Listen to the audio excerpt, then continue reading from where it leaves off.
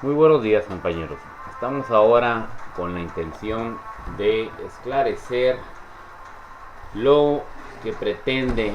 la pedagogía crítica, el pensamiento crítico, la educación popular y un proyecto de educación popular. La relevancia está en la intencionalidad. ¿Para qué investigar? ¿Para qué resolver? Y a partir de ahí, ¿por qué se pretende resolver? ¿Por qué se pretende investigar? ¿Por qué se pretende generar conocimiento?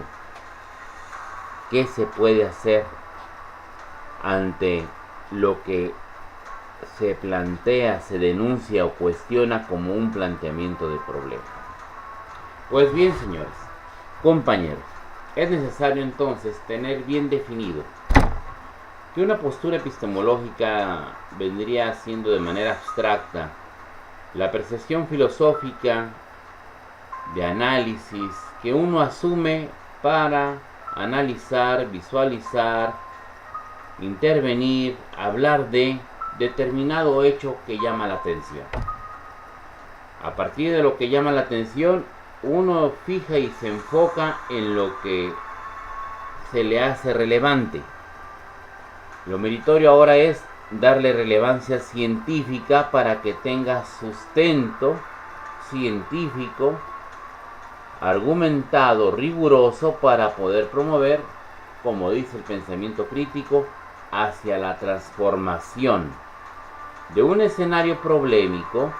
donde no es el escenario problemático a partir de quién, sino de un escenario problemático donde emerge una hegemonía, donde emerge un perfil alienado y donde emerge, por lo tanto, la necesidad de la emancipación. Es decir, que ahora cualquier funcionalidad de la actividad social, cualquier disciplina científica, obedece a una intencionalidad filosófica. A cualquier disciplina científica, a la hora de que se ejerce conocimiento en la misma, obedece a las necesidades de información, de teoría, que se ostente por parte del investigador o al grupo al cual trabaja, u obedece, o pertenece. Es entonces preciso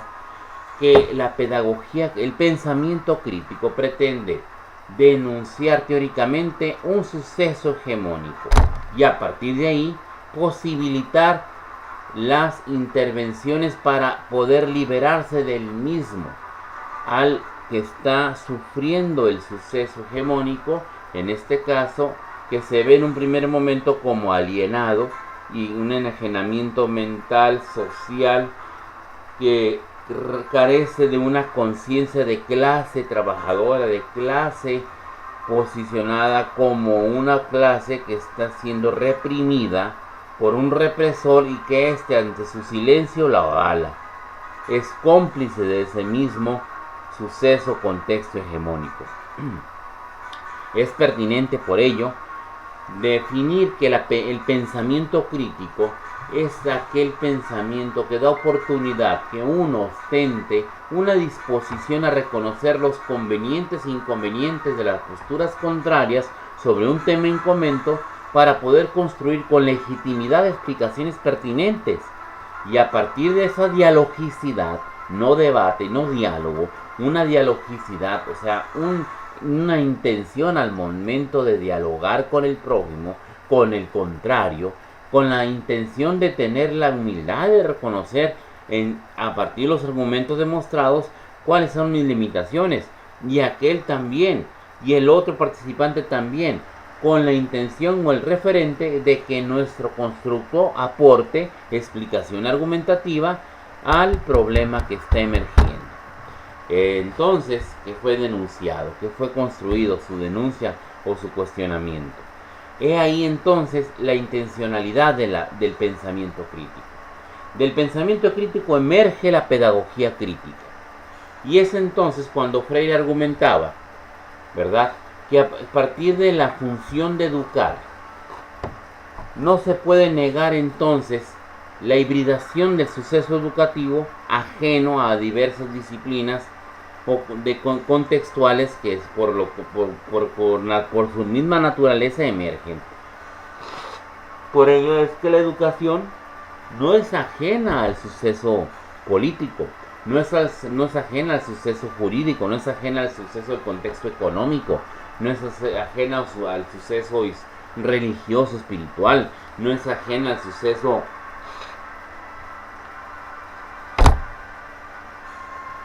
laboral, tecnológico, de mercado. Está implícito en todo hecho una hibridación de disciplinas. La pedagogía crítica intenta entonces que a partir de un contexto hegemónico, la educación sirva o pretenda, promueva la capacidad de emancipación en el individuo reprimido y puede entonces tener argumentos para sustentar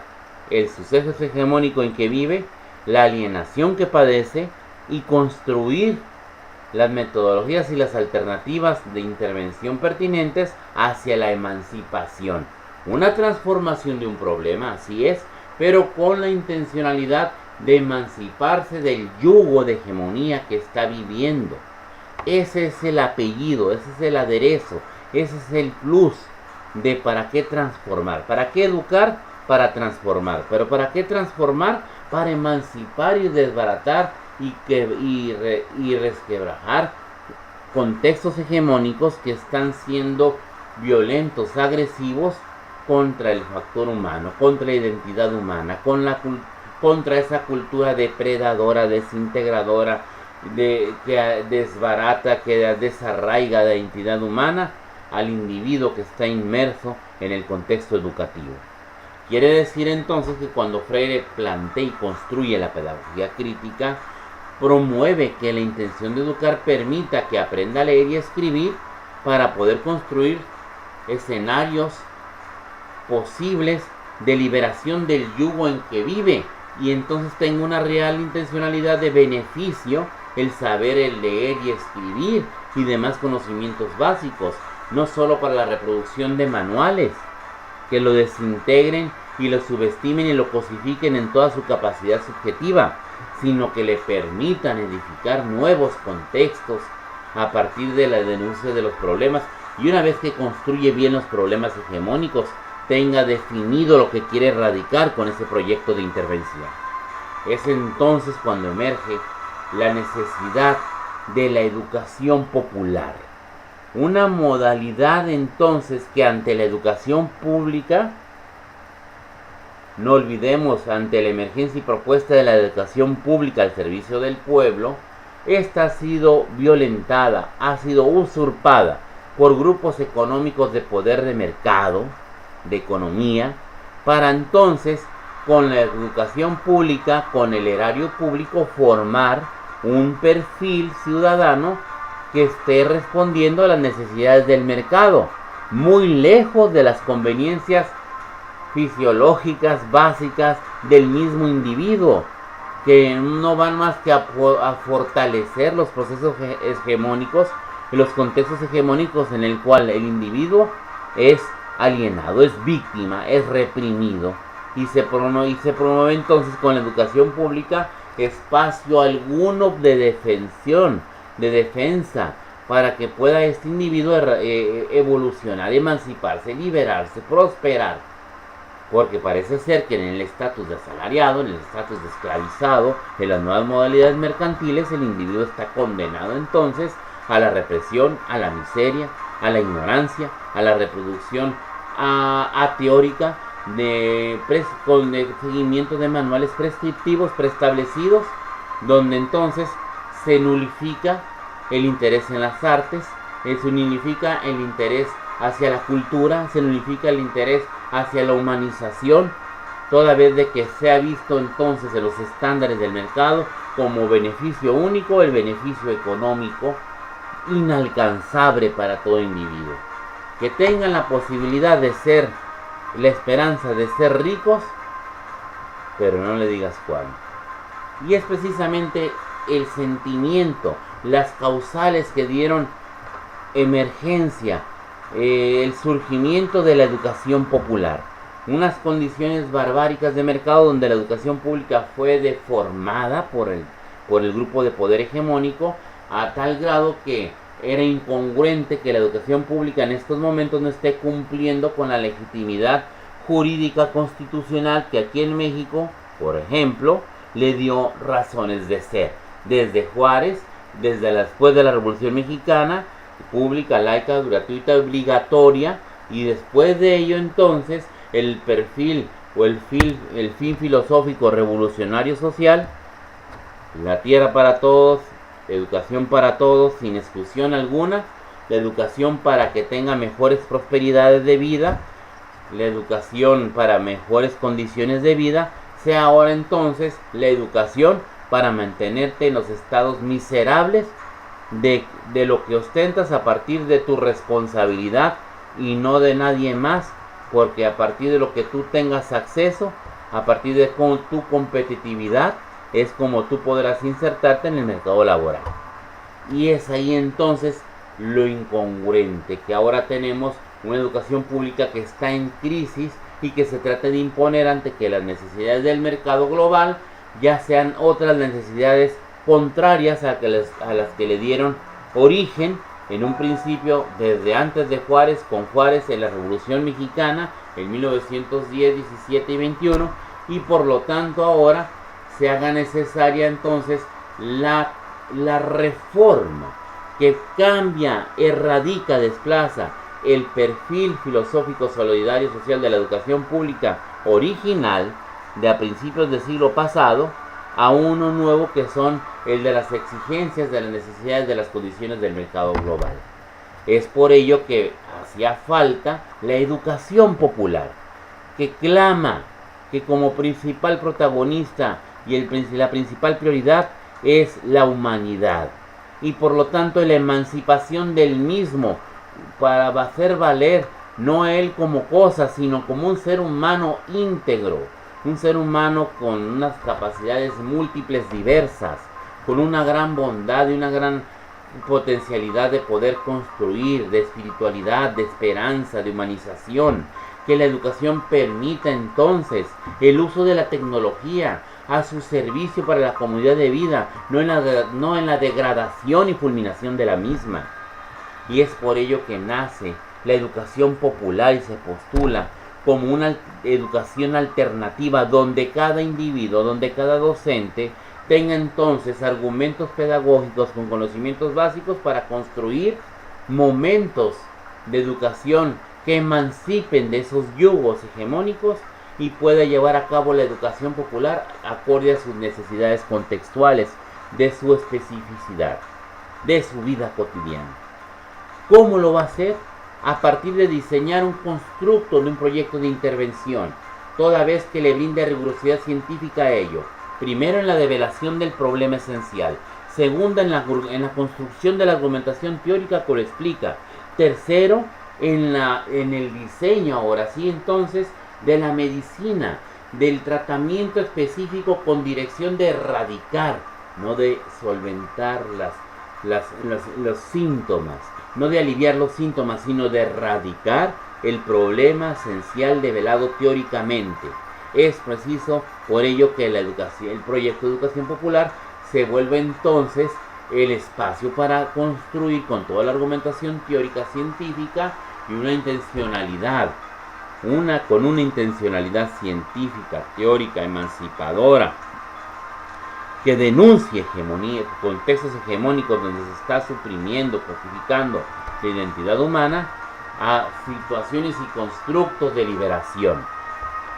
Resolver problemas de deshumanización en el ámbito educativo, que con la instrumentación educativa pueda entonces el individuo, docente, padre de familia y alumno, poder ascender y emanciparse, haciendo valer la dignificación humana, su emancipación a partir de contextos hegemónicos aparentemente no posibles bajo los esquemas epistemológicos positivistas extremos tecnócratas que hoy tratan de dar nomás recetas, pero sin intencionalidad más que la de permanecer en el problema de no transformación. Ojo, no transformación para el beneficio del alienado, sino tal vez transformación para el beneficio del grupo hegemónico. Y es precisamente donde la pedagogía crítica, el pensamiento crítico, la pedagogía crítica, la educación popular y el proyecto de educación popular ponen bien en claro la intención de la educación. ¿Educar para qué? Desde la pedagogía crítica, desde el pensamiento crítico que permite la visualización de híbrida de las ciencias sociales y naturales a partir de la necesidad de teóricamente la realidad social, de educar y fomentar y generar conocimiento que explique y solventa entonces con nuevas propuestas científicas, así como la relevancia que se le brinda a la medicina, también se le brinda a la vida humana y a la identidad humana, para que en la educación se pueda llegar a procesos de emancipación. La educación no es ajena al contexto político. La educación o la política no es privativa de los legisladores y gobernantes y políticos y funcionarios. Es privativa de quien la vive, y hay que vivirla y hacerla. Y si la vivimos y vivimos nuestras consecuencias, necesitamos intervenir. Y para poder justificar mi pertinencia y mi interés de intervenir en cuestiones que estoy viviendo, que estoy sufriendo como política, necesito ya darle un enfoque científico a ello para poder justificar mi intervención. Por ello, en el Instituto McLaren, en la pedagogía crítica, tenemos como un menú de líneas de investigación de qué no puedes hacer tú o realizar tú una investigación, un proyecto de intervención. Nos queda claro entonces que el pensamiento crítico es la matriz filosófica epistemológica que permite analizar un objeto de estudio y darle la exigencia máxima, que es la relevancia científica rigurosa, para llevar a la construcción teórica de la misma y poder diseñar su estrategia de erradicación, para transformar hacia el beneficio del alienado, derrumbando totalmente procesos hegemónicos. La pedagogía crítica es entonces